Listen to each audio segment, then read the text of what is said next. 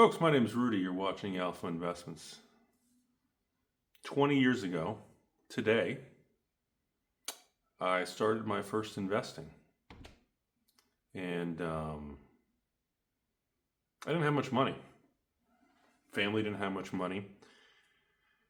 And I thought I'd give you guys it's been a while since we did a story time video.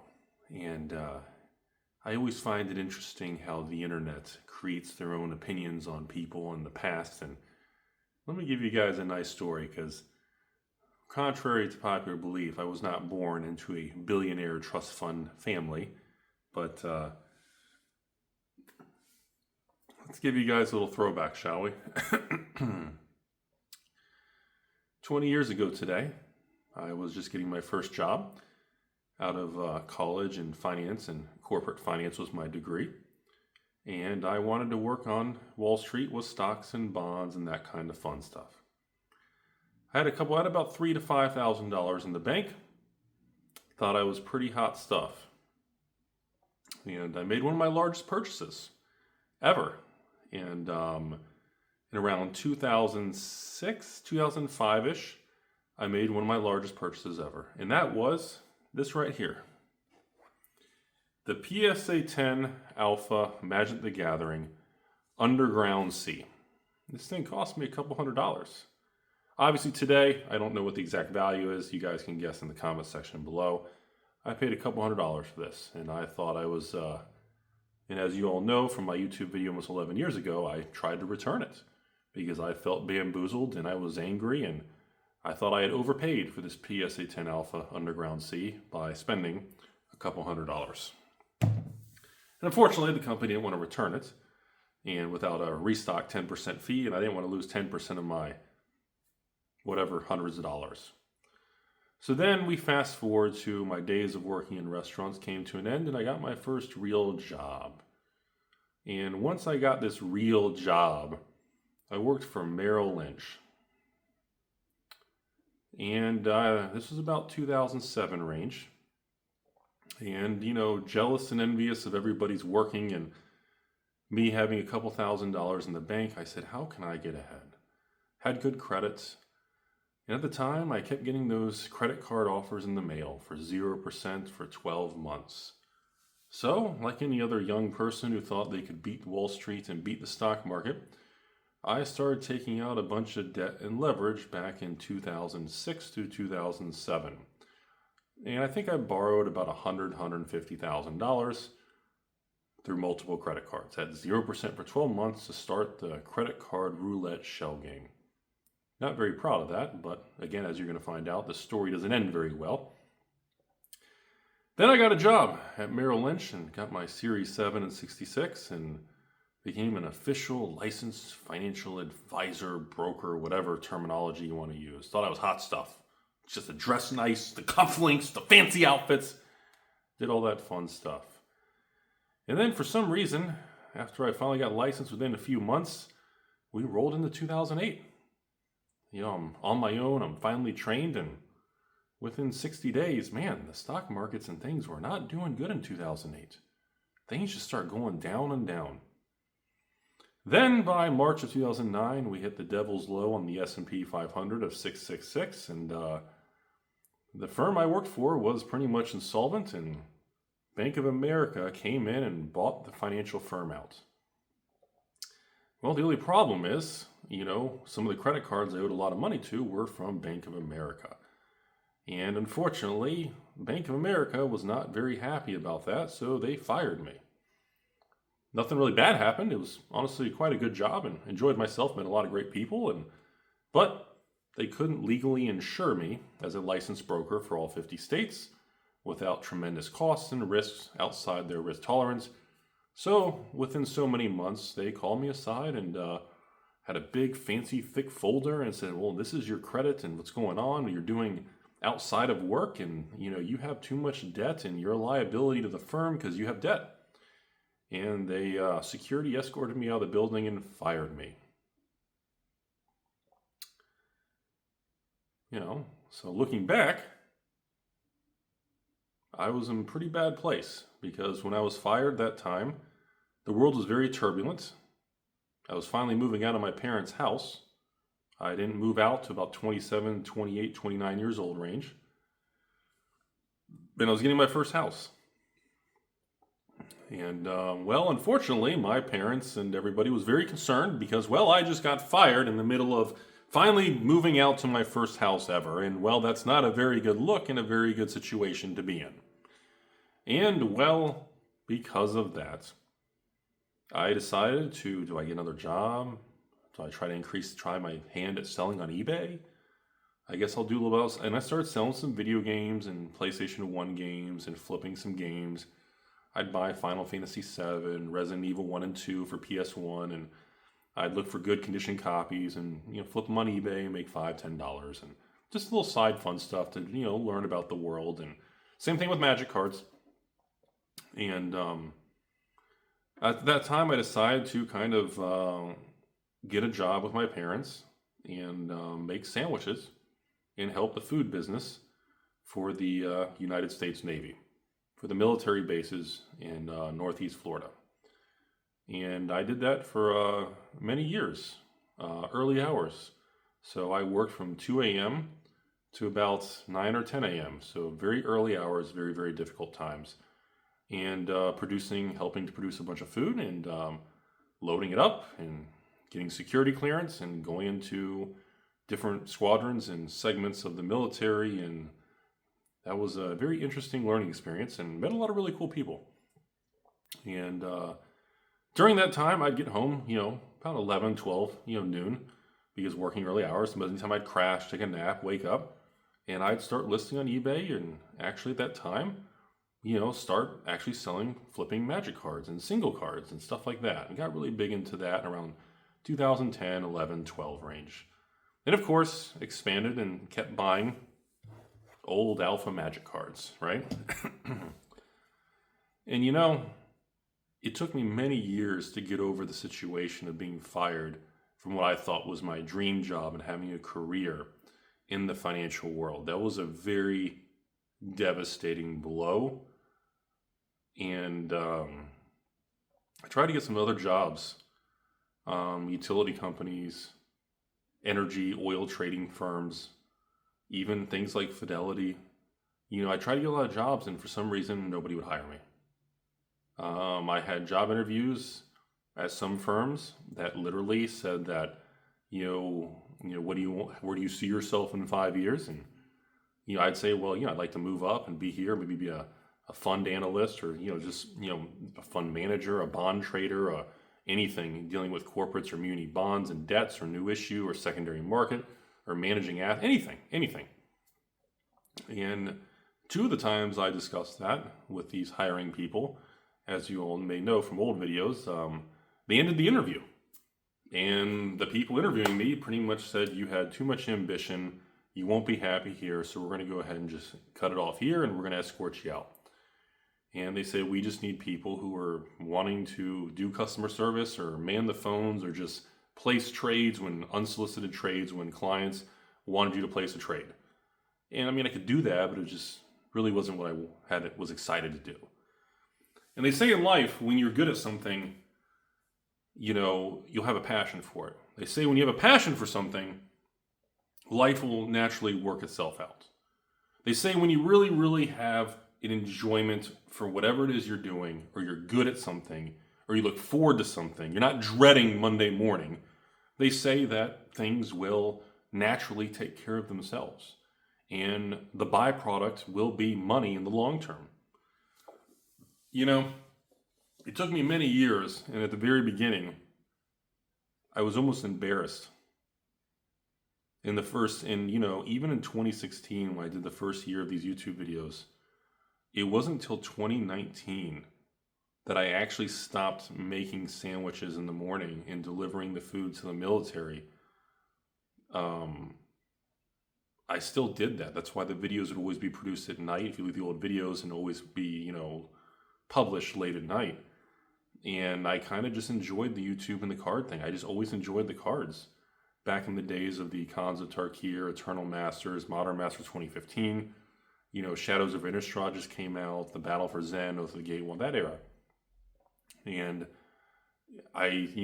we had a good time, opened the first LGS and kind of started putting boxes and cards and setting everything up. And this was by about 2013, 2012. And I remember my first mass box opening. I think we did like Core 2012 as a mass box opening. And then eventually we did like Cons of Tarkir, we did Conspiracy 1. We did a lot of mass box openings on these things. And, I was listing single cards and selling single cards on eBay, for a long time at night while making the food in the morning. And it was funny because if you look at my old videos, I always look very tired. I look younger and more skinny and in shape because I was just worn down. I got sick a lot more. I was always just overtired and stressed out and worn out. And I never said much. And the years and years went by on this channel where people had speculated about, Rudy Bourne's all this wealth and these stories. And I kind of liked that the internet made all this stuff up.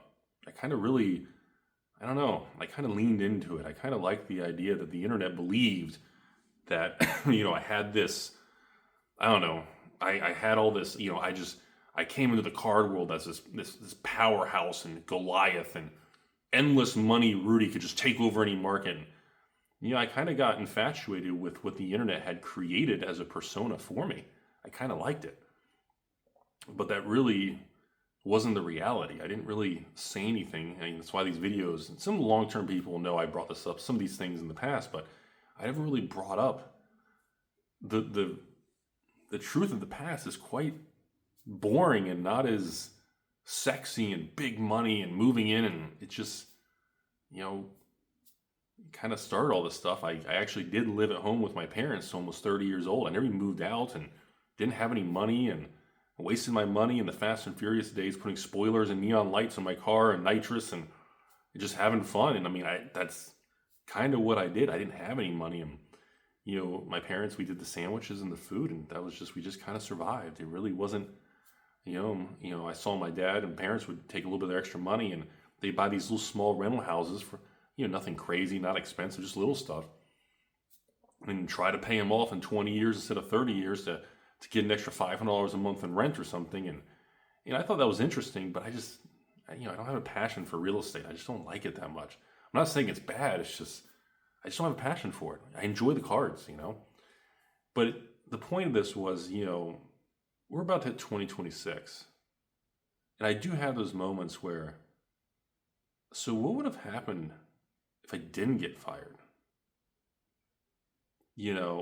That moment that I felt was so negative and so embarrassing and so bad was like, I always say this to people. I was like, the brain doesn't understand the future. There's no way for us to predict or understand the future. But we can understand behind us in the past because we can regurgitate it, we can explore it, we can think about it, we can keep thinking about past events with different perspectives of our life. As we get older, we all evolve into, better versions of ourselves as we get older, and we can keep replaying old things from our past, and we view them differently in each phase of our life. We look back at high school or college or a job and how it felt last year versus 5 years ago versus 10 years ago. The same thing you look back on doesn't feel the same. And that's the crazy thing about reflecting on what's in the past, but we can't do that with the future. And, all this stuff that's happened, all this ups and downs and market cycles and craziness is just, these are all, we are today a sum of all these things that, well, we thought a lot of it was bad. I thought a lot of these things would never come back. I never thought the Rudy's Pokemon bathroom would really work out that well. I never really thought that all these old Magic collector boxes that, well, patrons and customers just didn't want. I didn't think that was the key to huge success in the future.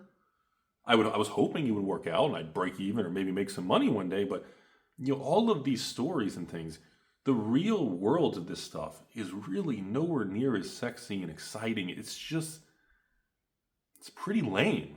Like the reality of a lot of these stories with sealed product and inventory, and it feels euphoric when a lot of you all watch this stuff, but The journey and how these things, that's why for someone like me, it doesn't feel the same as someone discovers this channel and goes, oh my God, look at that position Rudy has in, I don't know, Pokemon Evolving Skies. Look, he's got hundreds of boxes of Evolving cases piled up. I mean, cool, but I don't see what that Timmy will see. Because that person who just gets recommended a YouTube video because Pokemon's in a bull market is going to be all like this, but they didn't walk the path in the turbulence and the dark nights, and it doesn't feel the same to the person who actually goes the distance. And I'm telling you all, I always wonder, if I did not get fired and the '08 crash didn't happen, if the '08 crash didn't happen, Merrill Lynch probably would not have become insolvent and the government wouldn't have forced us out to B of A. If that didn't happen, I would have still been a Merrill Lynch employee. If I was still a Merrill Lynch employee and my pay was raised to $100,000 or $200,000 a year by now, or whatever it would be, who knows, whatever it is today, would I have even had the ambition to try the YouTube channel or videos? Because, I mean, if I was doing that and my income was going up and I was investing, and if all that had worked, I don't think I would have expanded or explored into the world of anything. I don't think it would have happened because there would have been no need to. What would have been the point of it? Because I would have felt fulfilled and I would have felt empowered and successful with this corporation on a path that I felt had progressive benefits and progressively positive, dangling of the carrots and bonuses and awards. And, they say all these things, it's like what's a good example? It's like looking back at like Apple computer with like Steve Jobs.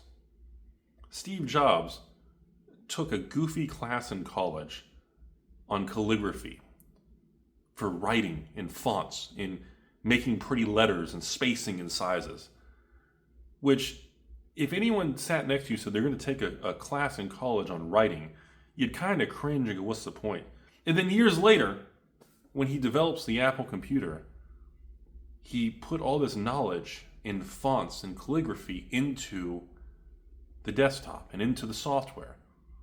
And granted, I know his own board of directors fired him, and eventually he came back, and kind of funny, the whole story. But it's one of these things where folks, even I was even embarrassed and uncomfortable to even tell you all many times for years that no, I mean, the stories of me online are so bad and inaccurate, but some of them I kind of like. I like people to think that, so I just kind of let everybody make their own shit up about Rudy, the past, and the money and everything, but that's not really the real world. I mean, it's a great example. I mean, the reason I bring that up is because we are in a time now with this technology and AI, an obsession with gambling, the gambling epidemic everywhere. Like, I see these things where unless you're some get-rich-quick hustle university, what color is your Bugatti, what side hustle, what flipping, what drop shipping, what are you doing?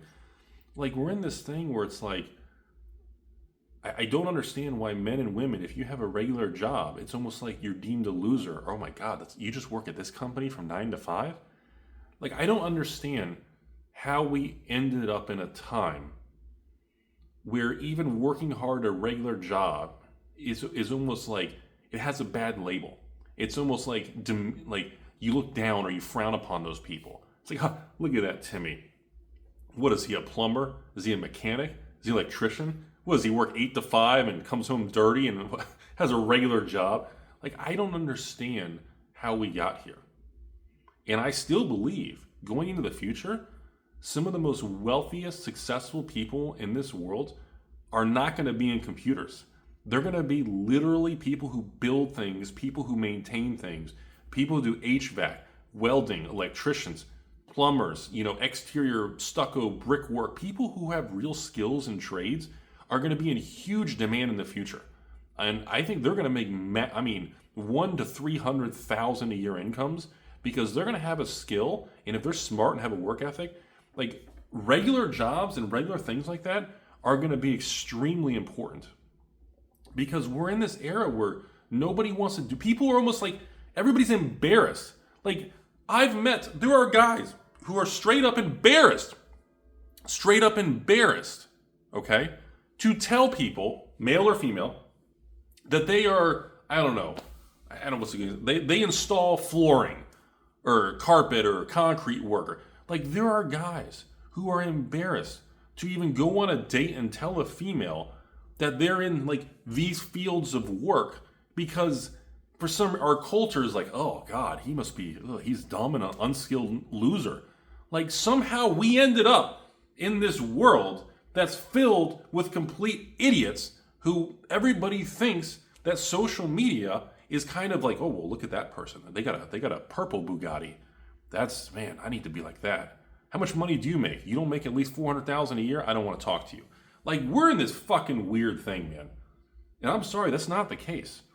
Like, I don't know why we lost respect for people in the military, people who are teachers, firefighters, police officers. Like, since the COVID 2020 thing, like, if you're a police officer, like, the internet, you act like these people are the devil. Like, if you are in the military, oh, he must just be dumb. Like, I don't understand how in, like, American history, for most of American history, like, these were not considered negative things. To be a teacher, to help mold and actually do proper teaching for young people, or to protect and serve a community as a police officer, to help make sure a community is safe and prosperous, to serve in the military, to protect and serve and help the safety of the United States. Like, I don't understand how all these important, respectable things became like downgraded or something.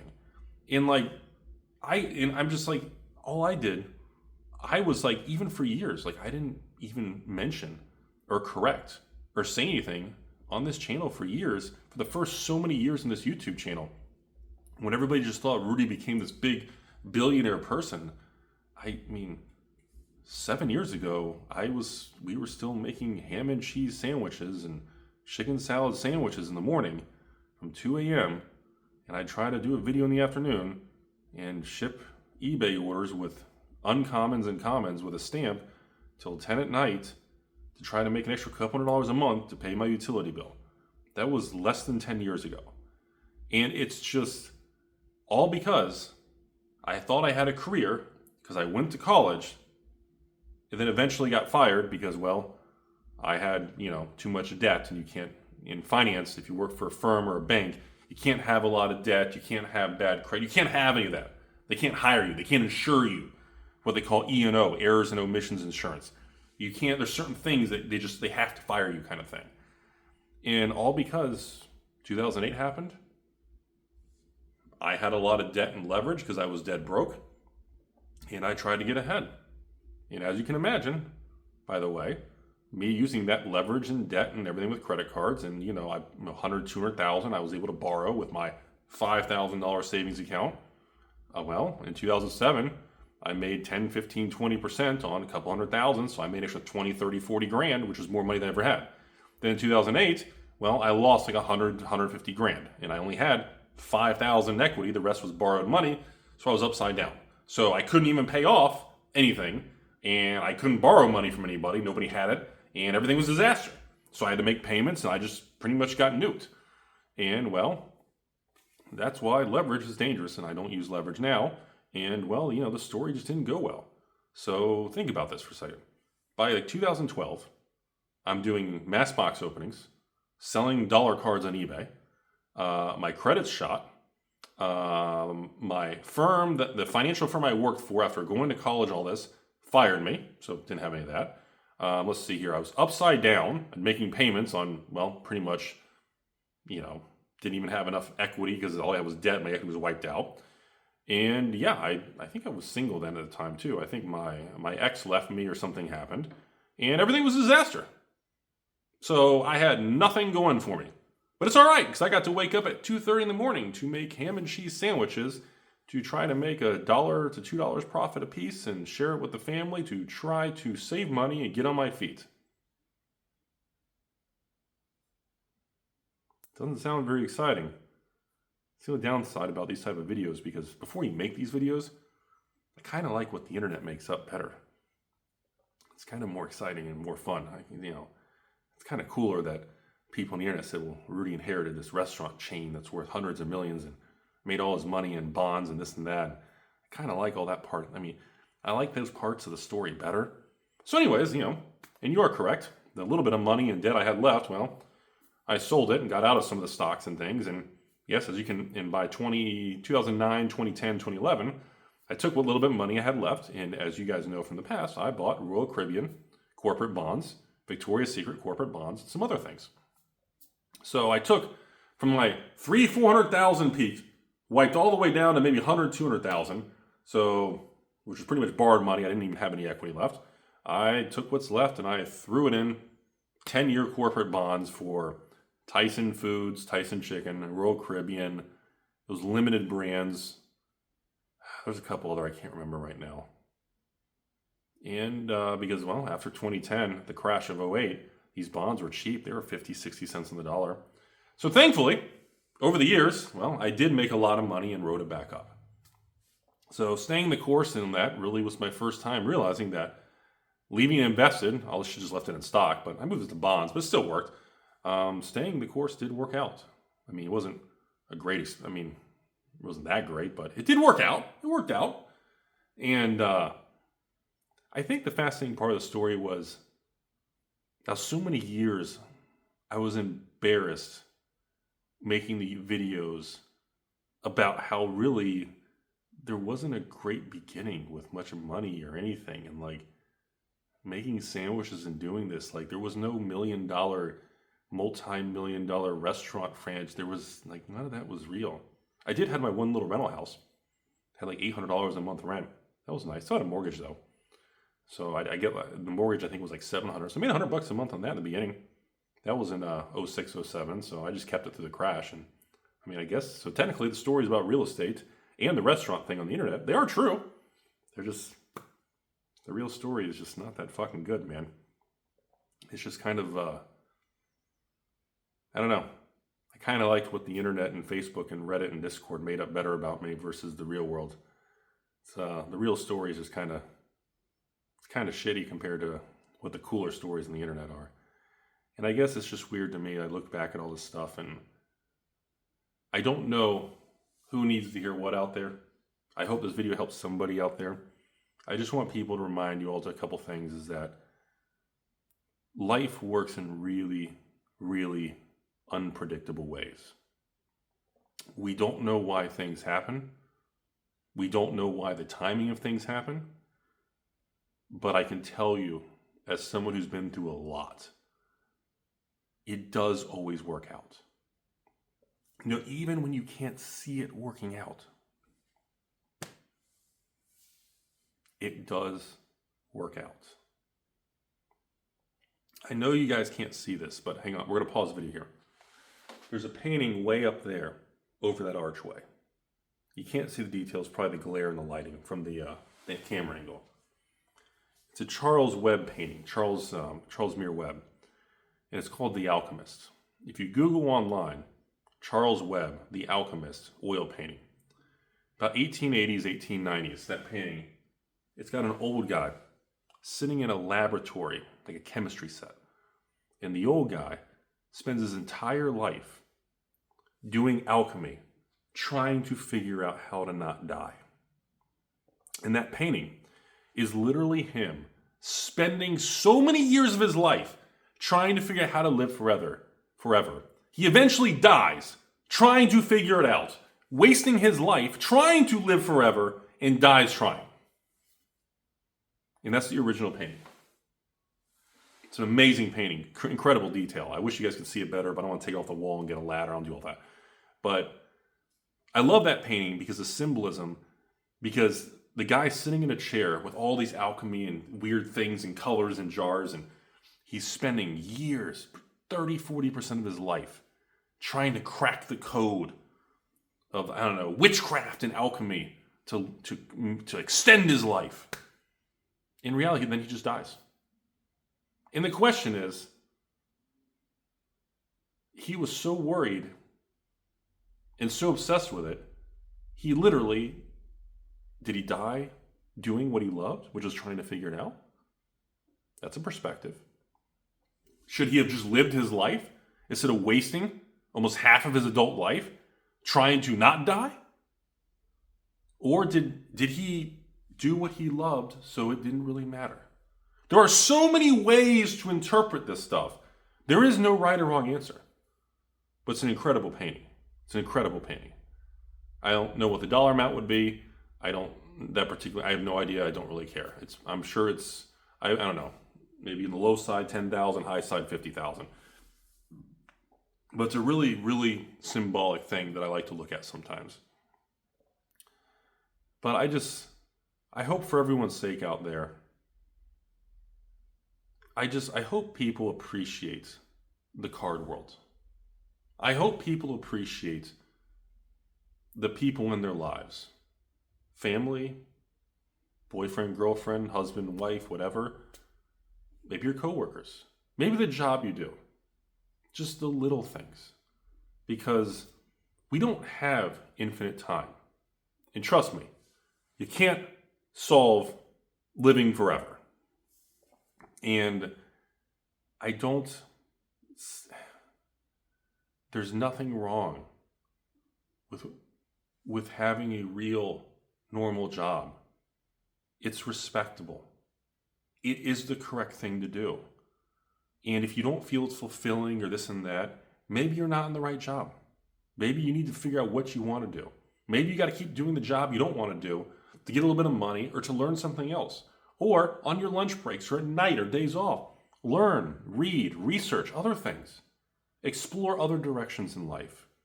Anyone can take time and try to figure it out. It may be a long, uncomfortable path, but it does work out.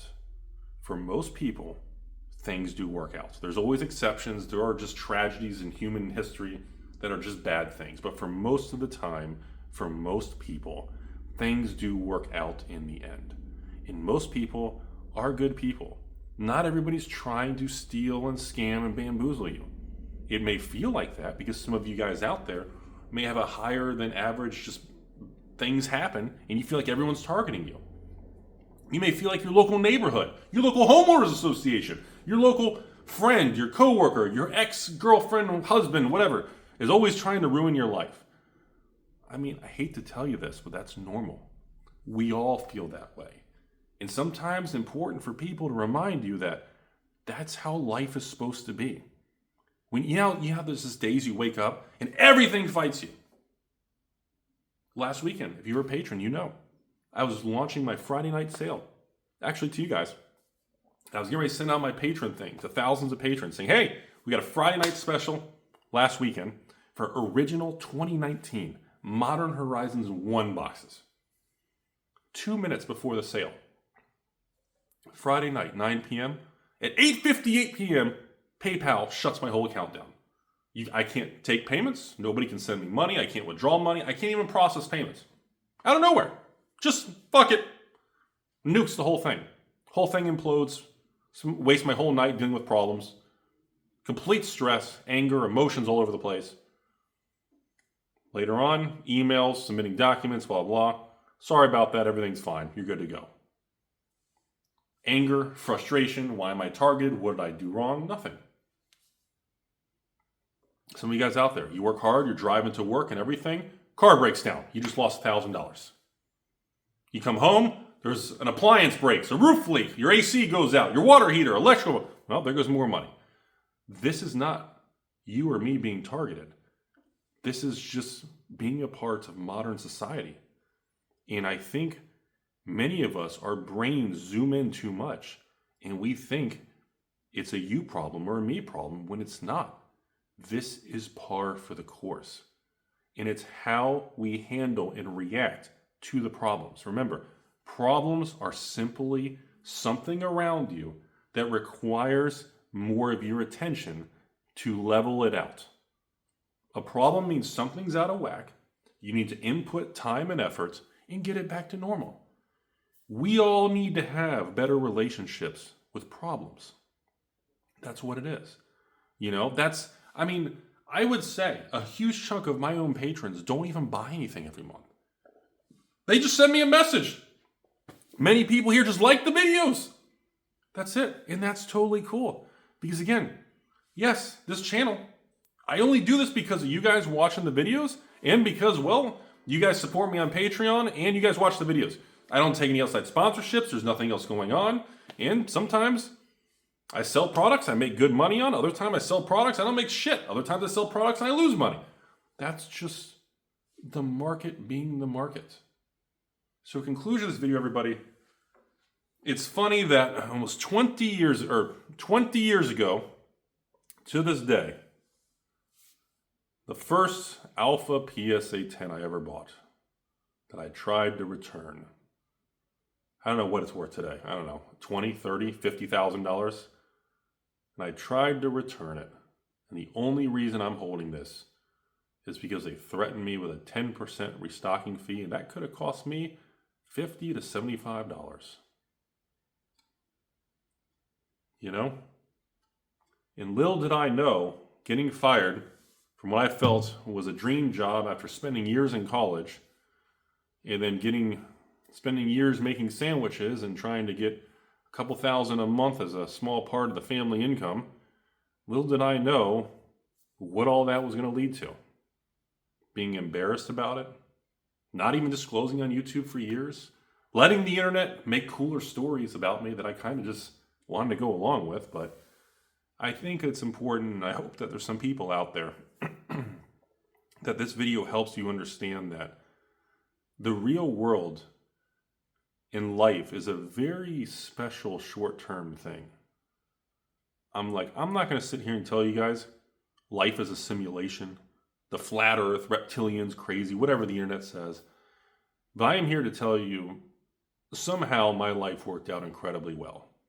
Do I feel I deserve to be where I am? Or do I feel I predicted to where I'd be? I never, ever in a fucking million years would have ever predicted my life would be where I am today. Less than 10 years ago, again, 20 years ago, I had a couple grand in the bank. 10 years ago, I was still making sandwiches. And yet here I am talking to you guys, and the people who discover this now, you don't view the inventory, the backgrounds and things the same way that I do. And I hope that people out there can understand I'm a regular Florida guy. I had no seed capital. I was a mechanic that went back to school to try to do financial stuff who got fired in the first beginning years. 2008 crashed. I was in debt and had nothing. I lost my job. I didn't move out of my parents till 30 years old. And I want you to understand, I don't care if you're a plumber, you're a school teacher or anything. If you play the long game, it will work out. I assure you, even if it doesn't feel like it. It's not always supposed to feel like it's supposed to work out, but it does. And that's the weird part. There's many times that we all question, like, Rudy, I've been buying this or buying that, or I've been investing this every month into the S&P, or I've been buying Bitcoin every month, or I've been paying extra on my mortgage every month, and I feel like I'm not really getting anywhere. That's how you're supposed to feel. Because for many times, the first 10, 15 years of me buying magic, vintage magic, the first 15 years, from 2004, 2005, 6, 7, 8, 9, 10, 11, I didn't feel like I was getting ahead. I didn't feel any change. If anything, I felt like I was just running in circles or going backwards. It literally took till probably year 15 where I started to notice a difference.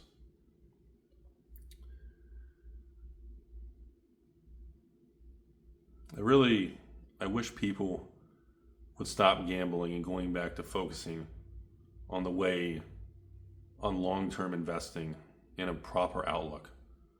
I truly don't like the direction of this gambling epidemic, the crazy Pokemon 10xing your money. I don't like a lot of this stuff. And I know, it's coming from a guy who I tried 20 years ago on leveraging and borrowing credit cards. And yeah, it blew up in my face. But I just don't like the direction today. I think the perspective is very flawed. Have a beautiful day. Thanks for watching this YouTube channel as we approach 11 years on YouTube and almost 10 years on Patreon, one of the original largest Patreon accounts in existence from the beginning days of Patreon, with the patron empire and the views from you guys. And it's been a very surreal life. And here's to the next 10 years, everybody, because I promise you all, no matter what anyone else tells you on the rest of the internet, this video is not going to get a lot of views. It's not going to get a lot of interactions. It's not going to get a lot of comments and crazy memes and stepsisters and washer dryers and Rudy's Tacos, but just, I'm telling you all, the next 10 years are going to be very good. A lot of money is going to be made, a lot of success, a lot of amazing, beautiful things are going to happen in this world. And don't focus and live in fear. The world's not ending. Everything's going to be fine. And I think the future is going to be amazing across the board. And I hope most of you guys can stay with me and we can all enjoy the future, because I don't think anything's really going to, in the grand scheme, the collectible card world is going to continue to expand and do well across the board. Sure, some sets will tank. Some will do nothing for 10 years. It'll be wasted time. But overall, the majority of the market, the majority of the boxes, the majority of the sets, I think the majority of everything will perform, will do well. I do think Bitcoin, the SPYs, the VU, the real estate market, I think everything is going to perform. And I hope you guys stay on the ride, enjoy the journey, because I think the next decade, moving into 2026 all the way to 2036, I think we're in for a lot of crazy shit. And I think the future is, the probability is very skewed on the upside for the future. There will be downsides. We'll have crashes and dips, but that's normal. Remember that. When we have crashes and dips, Rudy, the S&P has outperformed Magic, or Rudy, the S&P has outperformed, I don't know, Pokemon? One Piece? Yes, you can take context and take general and eliminate some. You can move numbers and make anything fit a narrative. But overall, it'll work out. It'll be fine. Don't overthink it. Don't try to pick the best of this, the worst of that. Don't pick the bottom. No one can pick bottoms. No one can pick the tops. But the key is you will capture a good amount of it. You don't need the bottom. You don't need the top. There is no top on the S&P 500. There's no top on sealed product in most categories. Because the longer you go, the numbers keep changing. And 100 years from now, we don't know what it's going to be. 5 years, 10 years, every benchmark is going to have different ranges. The key is to capture just the margins. It'll work out. It'll work out fine. And I just think sometimes people need a reminder. Don't gamble. Don't drink your life away. Stop smoking and vaping like crazy and making my Ultra and Philip Morris stock making me tons of money. Don't do all that. Just be active. Try to take care of yourself. Have good people around you. And that alone is going to work out most of your problems. It really is, as simple as that is, that's the best advice you can get on the internet. I can't make you guys rich. I don't have a get rich quick program. It's taken me 20 years to go from literally moving out of my parents to even having a house, to buying my first piece of art, to where I am. 20 years of nonstop grinding, 7 days a week, building. That's how life is. There's no shortcut. Stay away from the gambling. Stay away from the meme coins. Stop trying to flip a coin. Just build and accumulate and just use common sense, man. It doesn't matter if you're a school teacher or you're some billionaire tech, whatever. There is a path for everybody. It does work. And I know that's not the cool thing to say. It's not the sexy thing to say. It doesn't get you guys to jump and skip ahead. I don't have that answer because it doesn't exist. There's no program I can sell you for thousands of dollars. There's no seminar you can take to make billions in real estate. It's just not real. It's just use common sense. There isn't a shortcut. Well, Rudy, I heard this guy. Sure, someone got lucky. That's great. That's not a repeatable, large-scale thing.